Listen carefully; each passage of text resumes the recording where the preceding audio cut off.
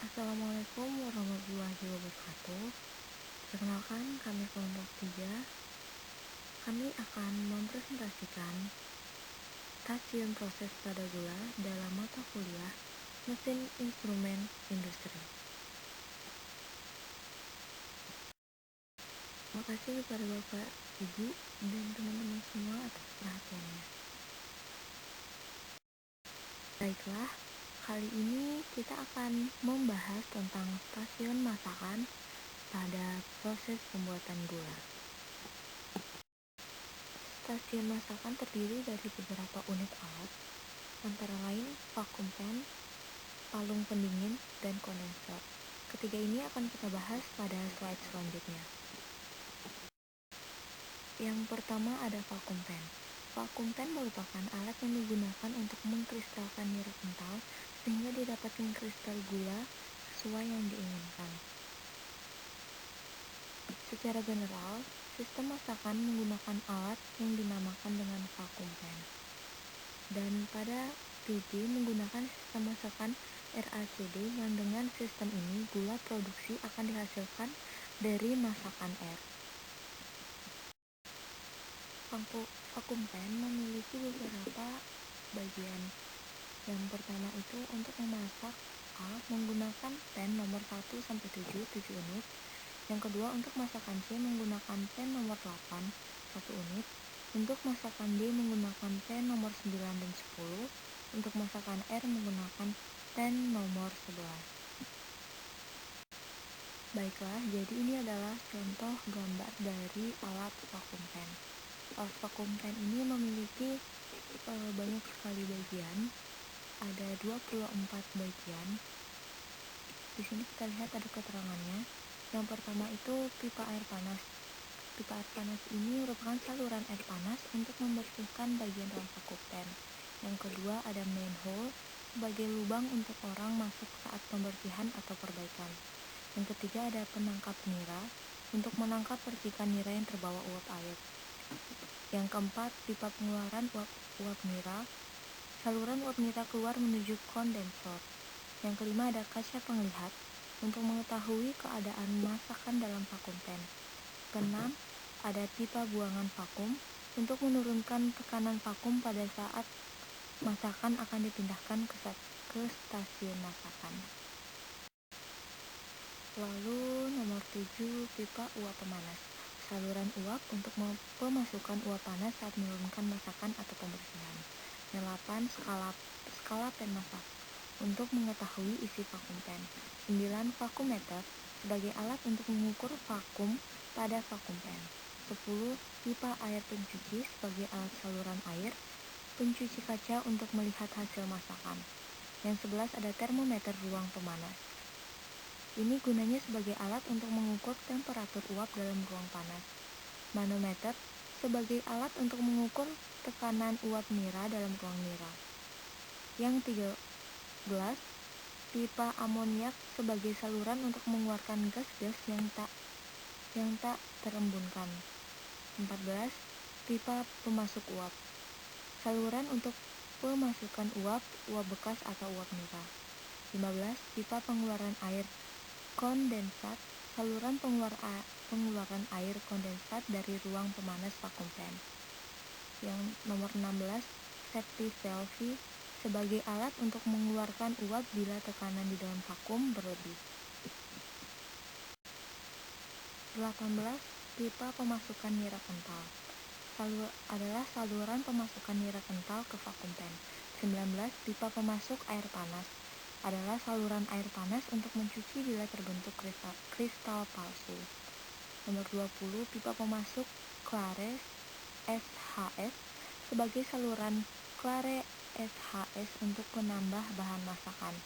21 pipa pemasukan babonan sebagai saluran babonan untuk penambah bahan masakan. 22 pipa operan sebagai tempat untuk memasukkan bahan masakan dari vakum pen lain dan sebagai pengoper pen masakan. Nomor 23 pipa sogokan sebagai saluran untuk mengambil contoh masakan di dalam pen pada saat proses pemasakan.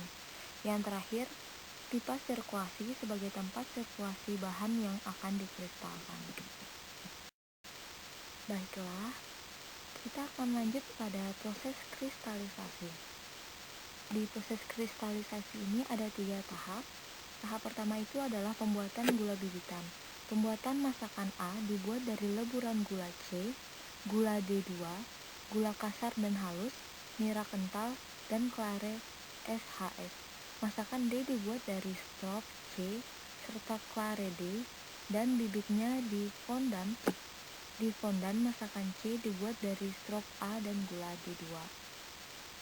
Yang nomor 2, pembesaran kristal gula. Dilakukan dengan cara mendekatkan molekul sukrosa pada inti kristal, sehingga akhirnya molekul tersebut menempel pada inti kristal. Proses ini dilakukan dalam vakum pen pada daerah yang stabil. Kristal gula akan berada di tahap ini hingga besar kristalnya sesuai dengan ukuran kristal gula produk. Lalu tahap terakhir, tahap ketiga, kristalisasi sempurna. Tahap pembesaran kristal dilanjutkan dengan penguapan larutan untuk memperoleh kesepakatan setinggi-tingginya, dengan tanpa menambah larutan baru, yaitu hanya ditambahkan air seperlunya atau secukupnya untuk menghindari terbentuknya kristal palsu dan juga menguatkan kristal dan mengurangi larutan di sekeliling kristal, dan tetap menjaga agar proses ini berlangsung pada daerah-daerah stabil.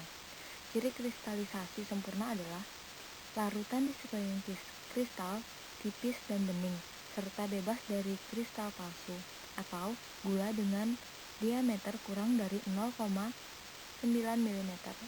Pencucian dengan air adalah salah satu cara untuk menghindarkan terbentuknya kristal palsu. Pencucian ini dilakukan saat bahan ditarik masuk ke dalam vakum pen. Pemasukan bahan diurutkan mulai dari bahan dengan HK tinggi, kemudian bahan dengan HK lebih rendah. Nah, di proses ini juga ada raw sugar, mingler, dan raw milk.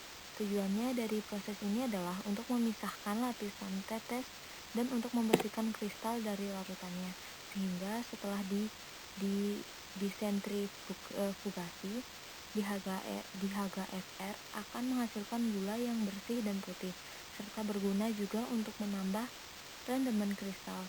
Jumlah air yang ditambahkan harus tepat agar tidak mengganggu proses selanjutnya. Jika jumlah air yang ditambahkan kurang, maka fungsi dari magma mingler sebagai tempat untuk membilas kristal tidak akan terpenuhi. Dan bila jumlah air yang ditambahkan terlalu banyak, maka beban kerja alat selanjutnya akan bertambah berat karena semakin banyak larutan yang harus ditarik oleh pompa.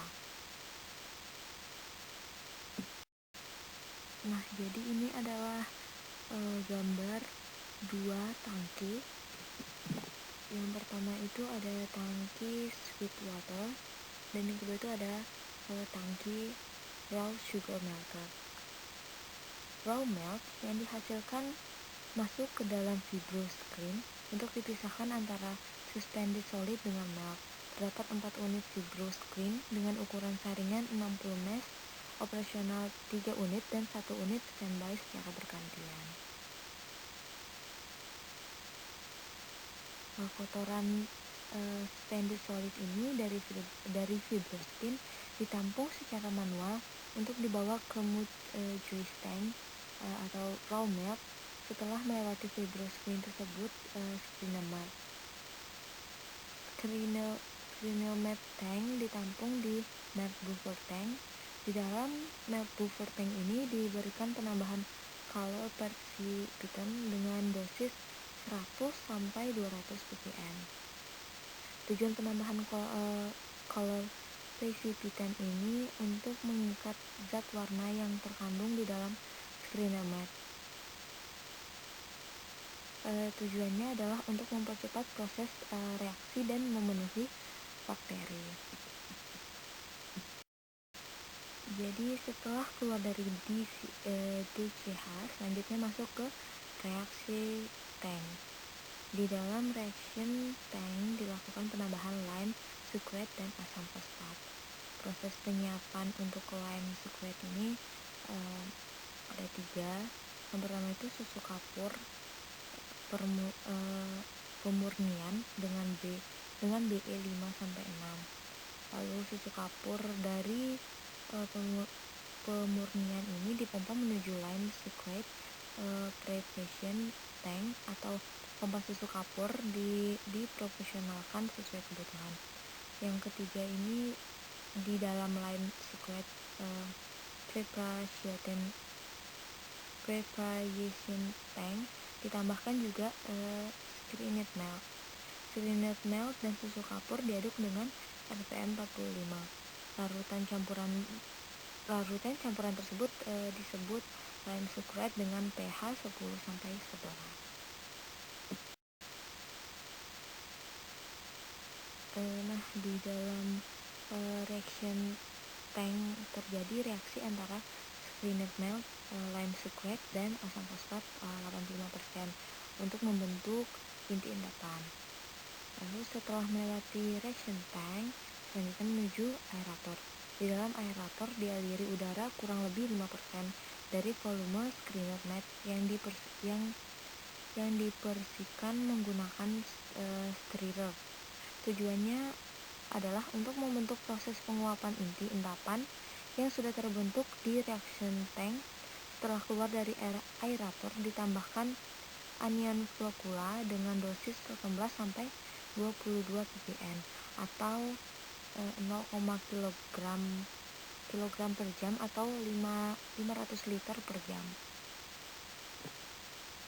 Setelah melewati aerator, screened milk dialiri ke flotation clarify. Tujuannya adalah untuk menghasilkan warna dan kotoran melalui teknik penguapan dengan penambahan flocula. Sasarannya adalah color remover sebesar 30-35%. Ini cara kerja dari flotation clarify ini adalah yang pertama, screened milk mengalir melalui sebagian bawah flotation clavier center well. Kemudian overflow masuk ke dalam badan flotation clavier sampai memenuhi level well box. Dengan tekanan hidrostatik, granat keluar melalui pipa distribusi yang berada di dasar badan flotation clavier menuju well box. Dengan pengaturan Lechel teleskop, clear milk keluar menuju clear milk tank. Skum mengapung di bagian atas dengan bantuan scraper diarah ke gutter. Volume skum kurang lebih 4% dari volume screened milk dialirkan menuju mud juicy tank. Clear milk tank yang dihasilkan dari flotation clavier ditapung di clear milk tank, kemudian dipompa menuju multi-bed filter atau MBF. Multi-bed filter tujuannya adalah untuk menghilangkan suspended solid dengan menggunakan media mixed bed. Secara periodik dilakukan dengan filter MBF. Oke, selanjutnya kita kembali ke vakum pen air untuk dimasak dan diputar menggunakan HGF air dengan menghasilkan strop air dan clear air untuk dikembalikan ke masakan air. Sedangkan gula yang terbentuk sudah lebih bersih dari masakan A dilewatkan ke grader untuk diklasifikasikan menjadi gula dengan ukuran standar 0,8 sampai 1,1 mm, sedangkan yang masih lebih besar dikembalikan lagi ke HGF untuk diputar kembali agar ukuran gula itu mencapai standar yang sudah ditentukan. Nah, ini adalah contoh gambar dari mesin grader. Selanjutnya ada palung pendingin. Palung pendingin merupakan lanjutan proses kristalisasi yang telah terbentuk dalam pen masak. Dengan adanya pendingin di palung pendingin dapat menyebabkan penurunan suhu masakan dari nilai kejenuhan naik sehingga dapat mendorong menempelnya subfosal pada kristal yang telah terbentuk. Nah, ini adalah gambar bagian alat dari palung pendingin. Di sini ada keterangan gambarnya. Yang pertama itu bak penampung. Bak penampung ini fungsinya untuk menampung masakan turun dari pen masakan. Yang kedua ada pengaduk, fungsinya untuk mengaduk masakan. Yang ketiga as pengaduk, ini sebagai poros perputaran dari pengaduk. Yang keempat motor listrik, ini sebagai penggerak dari roda gigi. Yang kelima roda gigi, ini untuk pemutar as pengaduk. Yang keenam ada talang pengeluaran masakan, ini gunanya untuk mengeluarkan masakan. Dan yang terakhir itu ada stang ulir sebagai penghubung roda pada gigi. Dan unit alat terakhir pada stasiun masakan yaitu kondensor. Kondensor ini fungsinya untuk mengembunkan uap nira. Alat ini juga beroperasi dalam kondisi vakum. Ini adalah contoh bagian alat kondensor. Di sini ada keterangan gambarnya.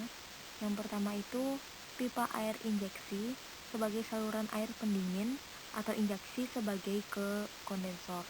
Yang kedua itu ada pipa vakum sebagai saluran uap yang tak terembunkan. Yang ketiga ada tray. Tray ini menahan air injeksi agar dapat menyebar sehingga memperluas kontak antara nira dan uap.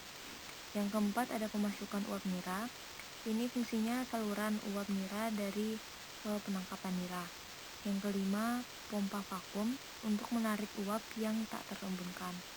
Keenam pompa air injeksi. Fungsinya ini menarik air injeksi untuk pembentukan hampa di kondensor. Yang nomor 7 pipa air jatuhan. Pipa air jatuhan ini berfungsi sebagai saluran air jatuhan yang berasal dari air kondensor.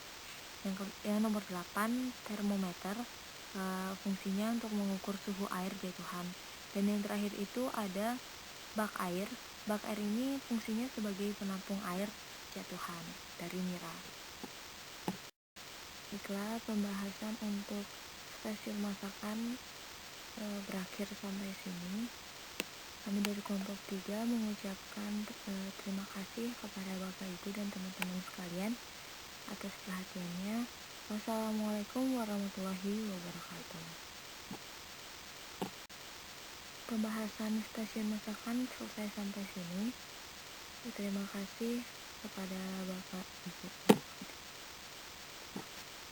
Baiklah, pembahasan untuk stasiun masakan